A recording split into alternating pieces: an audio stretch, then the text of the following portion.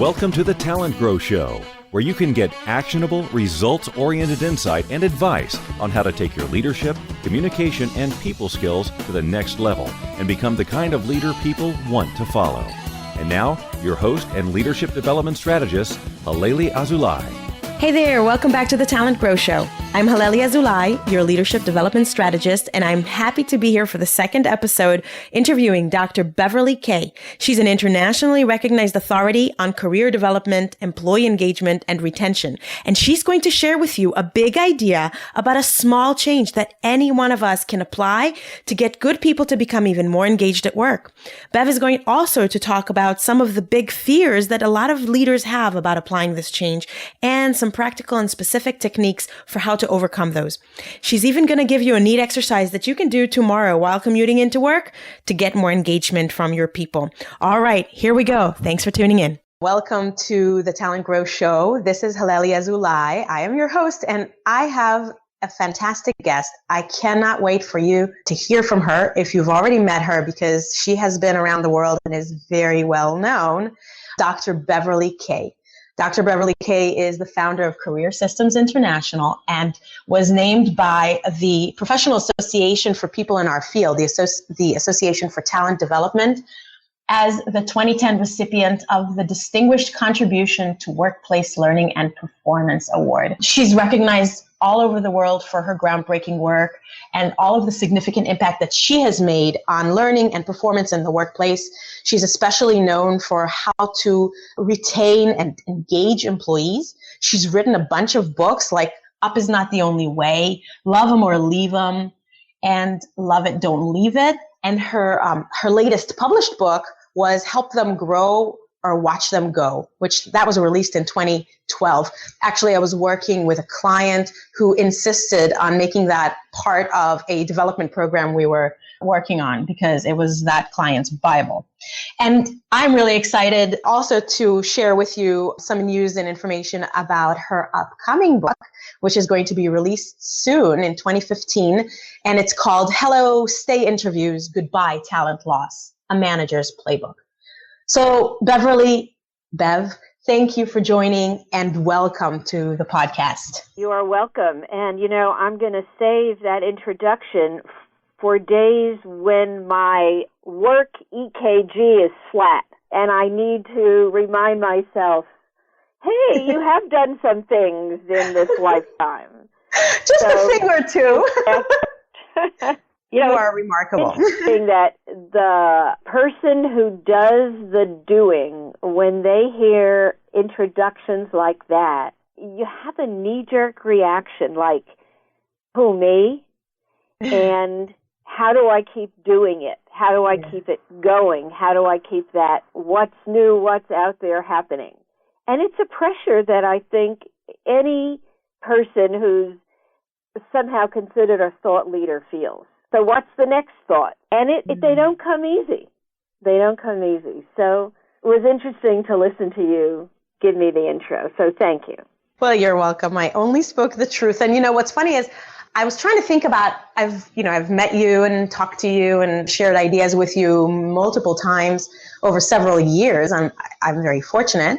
And I was trying to think about when we first met. I think that it was when you spoke to the Metro DC chapter of what was then ASTD, is now ATD, and I was in charge of the program, or I was involved on the board in some way, and I believe that we connected there for the first time. Yeah, and I've seen you, of course, since then in big conferences, and I think we're going to actually see each other very soon in an upcoming conference where we're both speaking. I just want, if you don't mind, just give a brief, as hard as this is going to be, just a brief overview of your journey. I find that so interesting about how people get to where they are. What's been your journey, your professional journey, to get you from where you started to here? In 25 words or less. Exactly. In a tweet. I have been in the field doing what I'm doing since the early 80s. Wow. And I had a wonderful opportunity in the late 70s, mid-70s, to go back to UCLA for my doctorate. Mm-hmm. And the doctorate was an interesting fellowship program that crossed the ed school and the management school. And when it came time to write the dissertation, I really was fairly intentional on writing something that was going to be of perennial interest to me. And one of my big interests has always been in the area of career. And how do organizations grow people? And how do they grow people in a way that maximizes their talent? So for my doctoral thesis, I was pushed to do what's called phenomenological research. And that means you study a phenomenon and you try to develop a theory about it. And if the theory holds all your data, then you've got it. And it took me 3 tries, each time failing my doctoral orals, to come up with a model that, even though at the time I didn't realize it, has become my terra firma, the ground upon which I stand. And it had to do with the role of the manager, the role of the employee, and the role of the organization. And I don't think I had an inkling that work would steer me in a career for the next 40 years. And in fact, it did. And even though the words have changed, the way I talk about it has changed with the times, the fundamental conceptual core goes back to the research I did back then.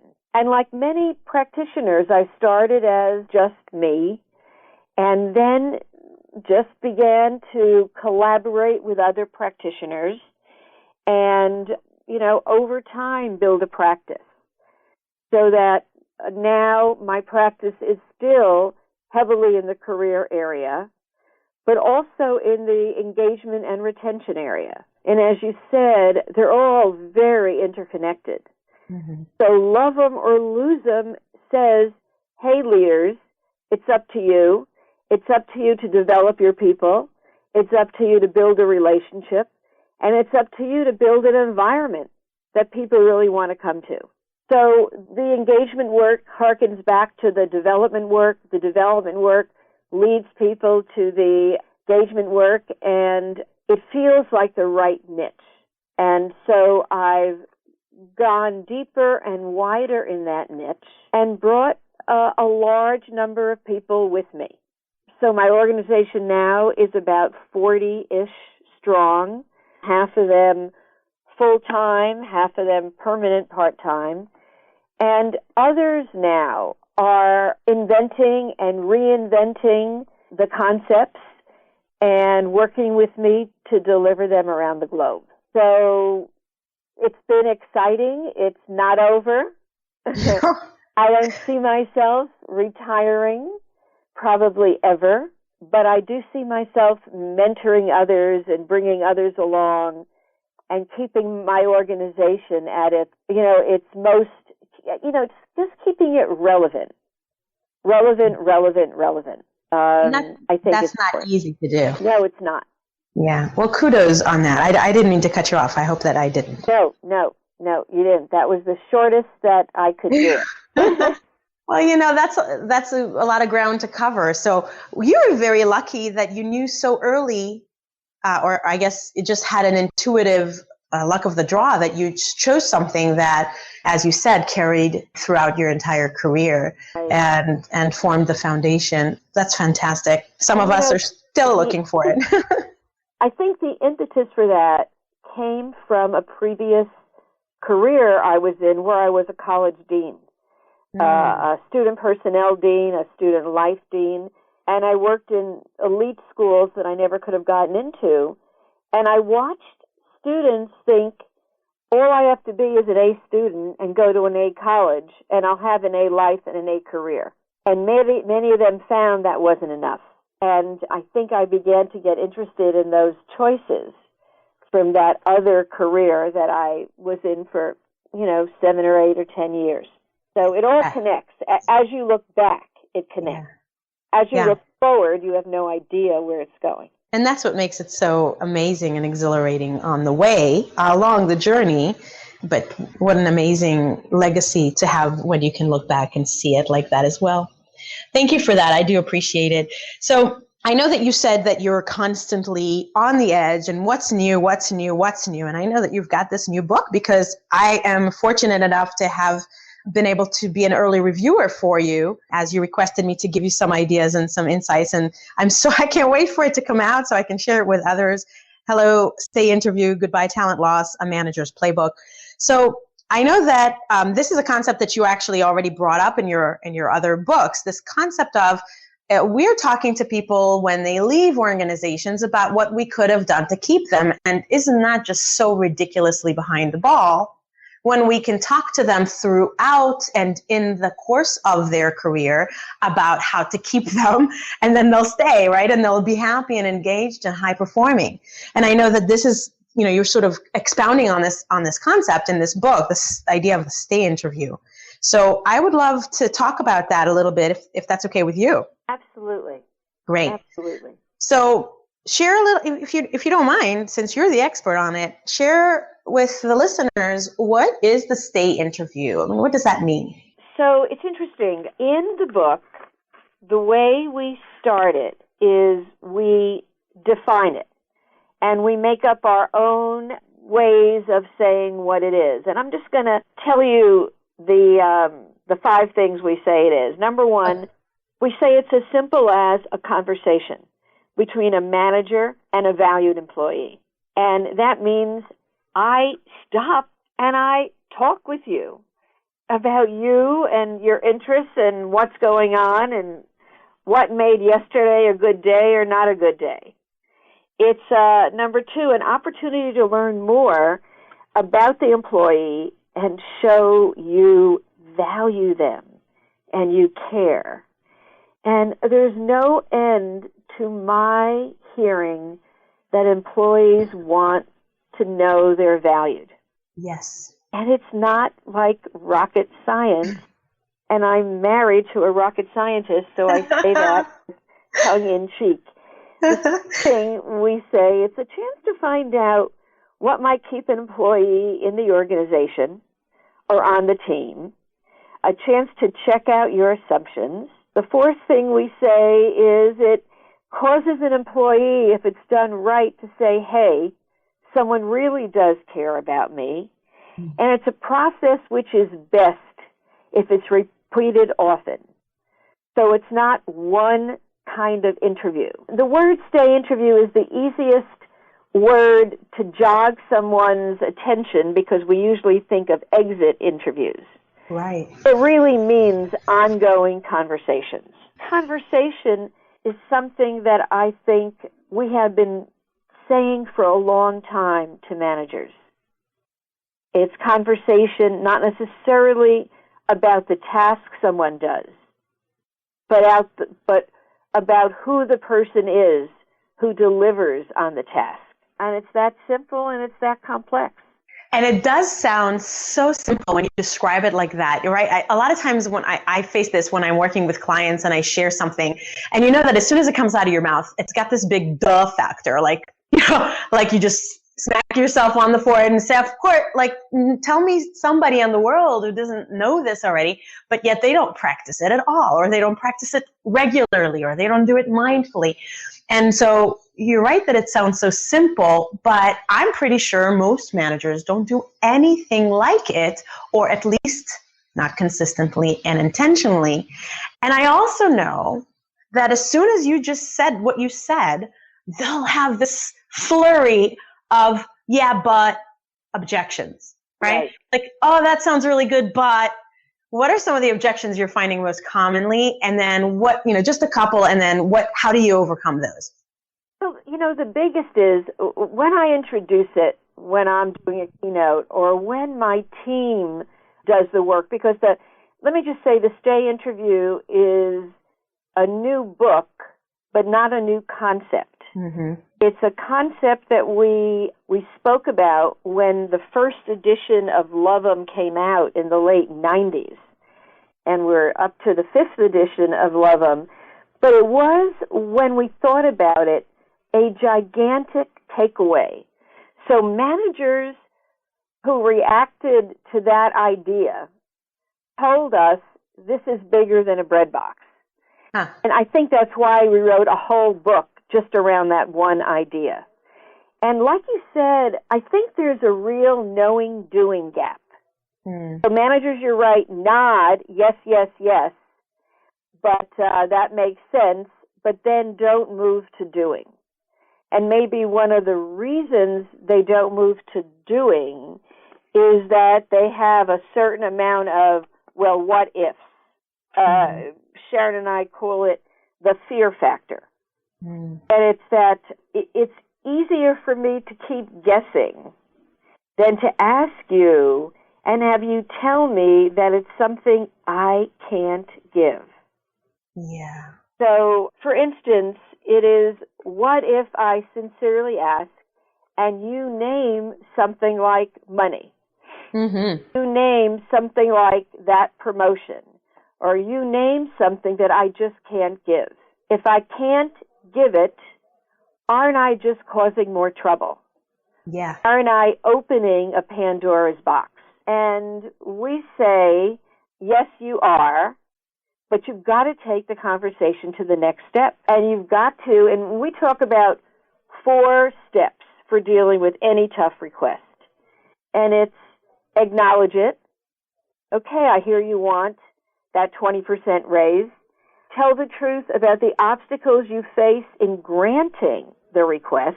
Here's why I don't have the ability to do that now. Number 3, care enough to look into the request and stand up for them. Is there any way that I can do something around that request? Or if not in dollars, are there other currencies that this individual might want? That would be, in a way to tell them how much they're valued. And then, if it's an impossible door to walk through, ask what else. And I think if you admit, I can't deliver on that, but let's talk about what else. Our research says you will get 4 or 5 things that are absolutely within your control. So I think the acknowledge, the tell the truth, the care enough, saying I hear your request, and the asking what else. And maybe it's step 4 that should have blinking lights on it. It's what else matters. I think if you dig deeply, you'll find there are things absolutely within the manager's control. I love how optimistic that is, and inclusive or expansive. I don't know what's the word for it, but it's just sort of like thinking about opportunities in a less binary way and being empowered to feel less limited about what there is to offer that ends up in a win-win. Because so many people view value or the value exchange as in such a limited or narrow kind of way. And this, you are helping them expand that perspective. Right. And and you said it well, it's the exchange that really matters as much as the output of the exchange, which I'm not saying is not important. It's the exchange itself, I think, people are hungry for.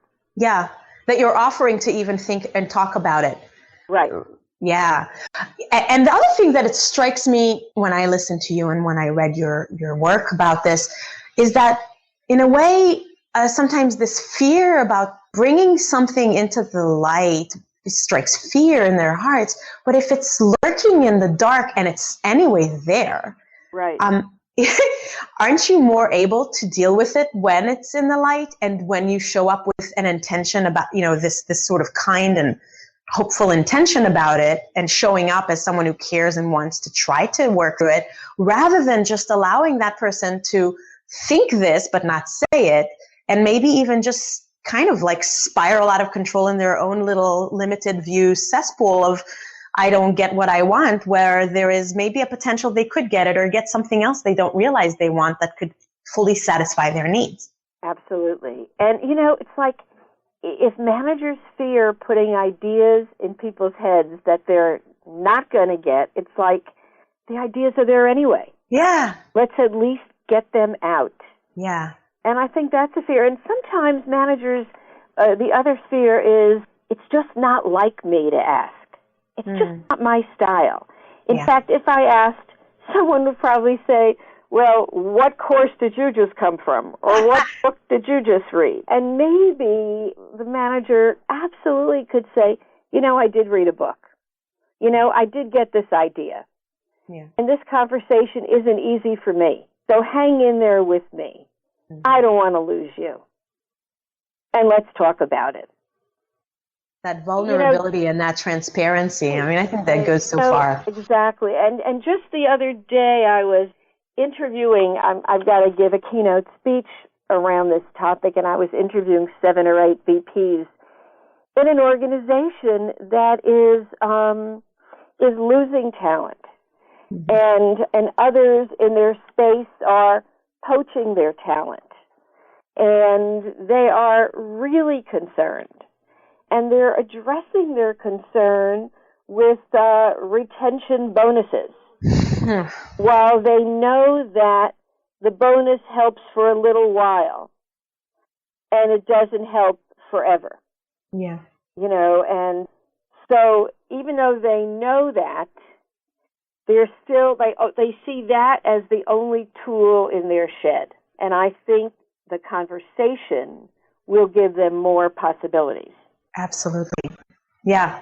I totally think you're expanding the horizons and expanding the conversation with this kind of work. It's so important. It's so helpful, and it's something that is completely within reach for every single manager out there. It is not something that requires them to go to get some kind of a special, advanced leadership degree. Right. And it's one small idea, and I think what managers need now, because they're busier than ever. Yeah. They have more to-dos on their plate. Is some easy things they could do, they could ask about. And the granting of it, will come if I know more about what matters to each of my people. Yeah. Oh my God, what a difference that would make. It's just exciting to think about it. I hope that, I know that many will actually transform their own management and leadership style, and as a result transform the experience for so many employees and organizations. It is such valuable work. Mm-hmm. Mm-hmm. So we are almost out of time, but I do want to ask you one other thing. I know that you're talking to these senior leaders and to people, really in all aspects, in all areas of the organization, and employee engagement is this big thing that's weighing heavily. I'm losing talent. How do I keep people? And if I keep them, how do I keep them happy and motivated to do good work? Is there something, I think that these bonuses is an example of something that's kind of shocking that people even still think that they will work. But is there anything, else that you've seen that kind of surprises you, either in a positive or a negative way, about what organizations are doing or maybe not doing to try to resolve this employee engagement puzzle?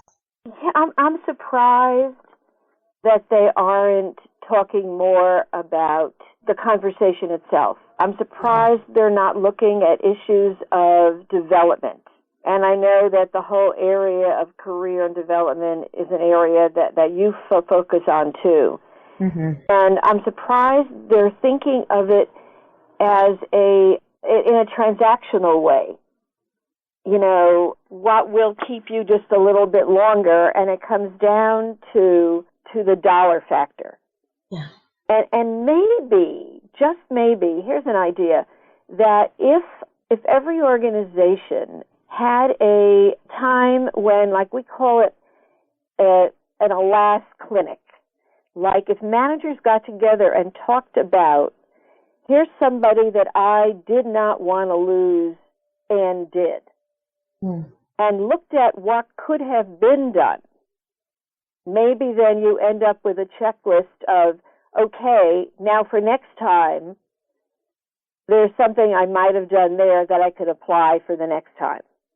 Instead, we mourn the loss of a talented person who goes, but we don't double click on it long enough to say, okay, what did I learn from that? What did it teach me? Yeah. And maybe Really? that's what I think is important. Yeah. Really good insight. And if they do what you're suggesting, which is don't wait until that, they'll be in an even better place. But in the meantime, that can be something that can help them create a bridge, perhaps, between the old way and, let's hope, the new way. Right. And maybe create the bridge. That's a very nice way to leave your audience thinking about what's a question, what's a bridge, what's something I need to create, and with whom. Mm-hmm. Can you give an example of what you mean by that? Thinking on your way into work, maybe. What's something that I'm curious about my admin, about a meeting I have today with my lead engineer. What's the question I have, not about the task we're going to do, but about them, or about what matters to them? Mm-hmm. And think about that and set it up in your mind so that when your meeting happens, you have something else to add that shows that you've thought about that person and you value that person. Love that. That would be a neat drive into work exercise.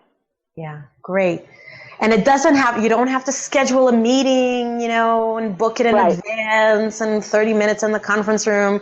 You can just ask them at passing, right? Or at the coffee urn or something. It's tucked into what you are already doing. Yeah. Great. I love that. That's a great way for us to wrap up this conversation, Bev. I am so appreciative of your time and willingness to share your insights with my listeners. And just tell them, where can they find out more about you? I will share it also in the show notes, of course. I'll share links to your website and so on. But where can people find out more about what would you like them to know about what you're doing next? Come to our website. Okay. It's Career Systems International, intl.com. And we put articles, we like everybody else, we try to improve it. And we have a lot of papers on there, a lot of information on there. It tells where in the country, I am. And I'm very willing to answer any questions that anybody has. Fantastic. And it is that website is rich with content. I found so many interesting things on there. So I do encourage everyone to check it out. So Bev, with that, I thank you again. And can't wait to talk to you again soon and to have that book in my hands. And in the meantime, enjoy a great day. And thank you. Thank you. Thank you for the opportunity. My pleasure. Isn't Bev amazing? Be sure to check out her bio and the links to her website and her books on the show notes at talentgrow.com/podcast/episode2. Hey, listen, have you subscribed to the show on iTunes or Stitcher? That way you'll never miss an episode. Also, consider giving us a rating and a review on iTunes because that helps other aspiring and current leaders discover the show and get the value from it. Plus, you can share this episode with other people that you think might find it of value. I really appreciate your support and your tuning in, and I hope that you'll make it a great day. Thanks. Take care.